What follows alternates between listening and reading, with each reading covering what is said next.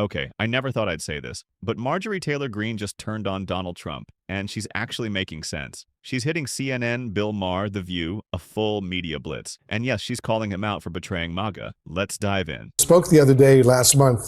It was relatively recently.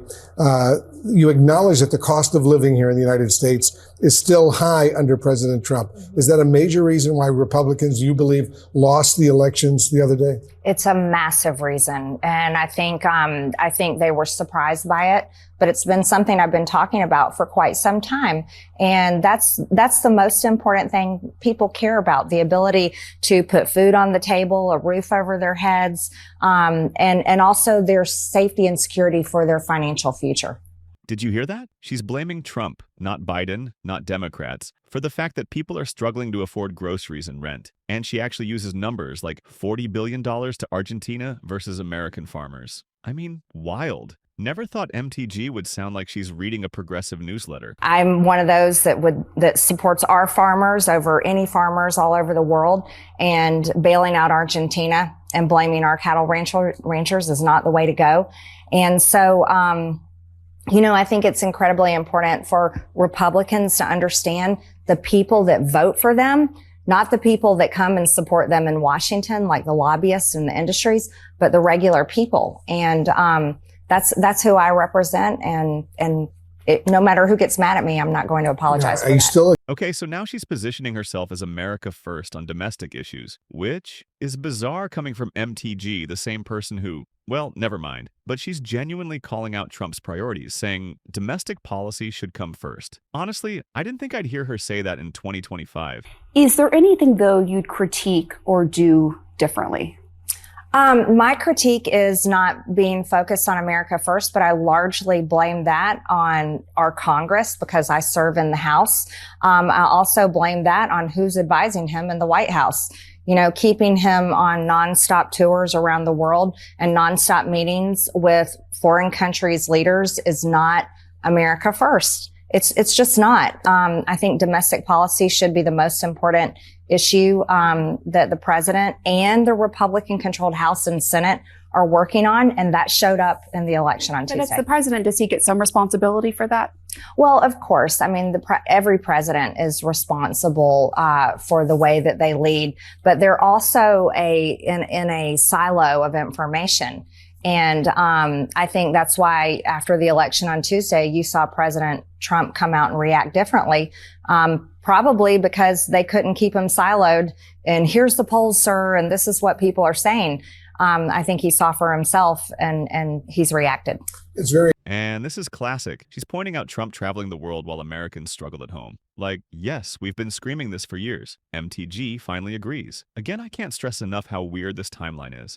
Mike Johnson, Senate Majority Leader Thune, and Vice President J.D. Vance, they all downplayed the election results, disputing that this is a broader wake-up call for your party. Are they wrong? I don't think they should downplay it. I'm from Georgia, and we lost two very important public service commission seats that were statewide races in the state of Georgia. I think that should be a big wake-up call to my home state. We've got the entire slate coming up in 2026 with governor, lieutenant governor, secretary of state, and John Ossoff's Senate seat is up for election.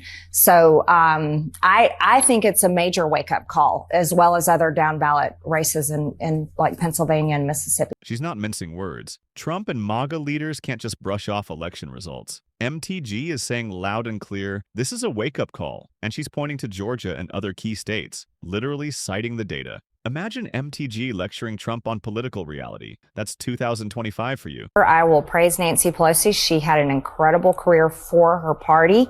I served under her speakership in my first term of Congress, and I'm very impressed at her ability to get things done. I wish we could get things done for our party like Nancy Pelosi was able to deliver for her party.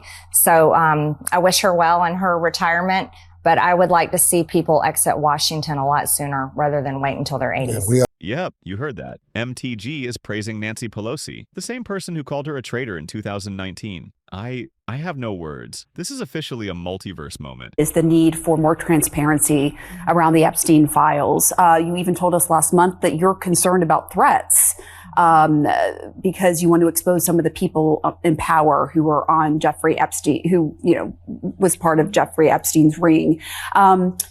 According to the survivors, there's a list of men they haven't released yet. You said you're willing to read that list on the House floor. What more can you tell us about that and the names?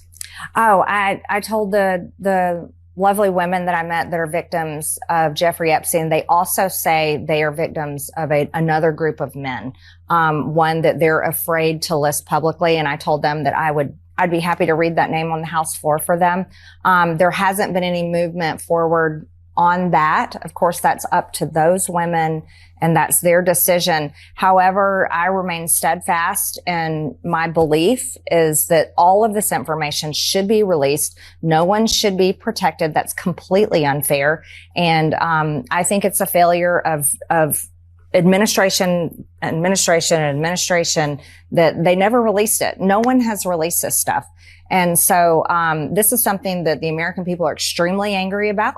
I think it also played a part in Tuesday's election of why some people are just mad and they don't want to go vote.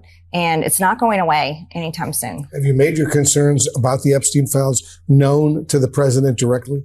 Yes. Yes, I have. I don't share my personal conversations with the president, but I did express how important it is.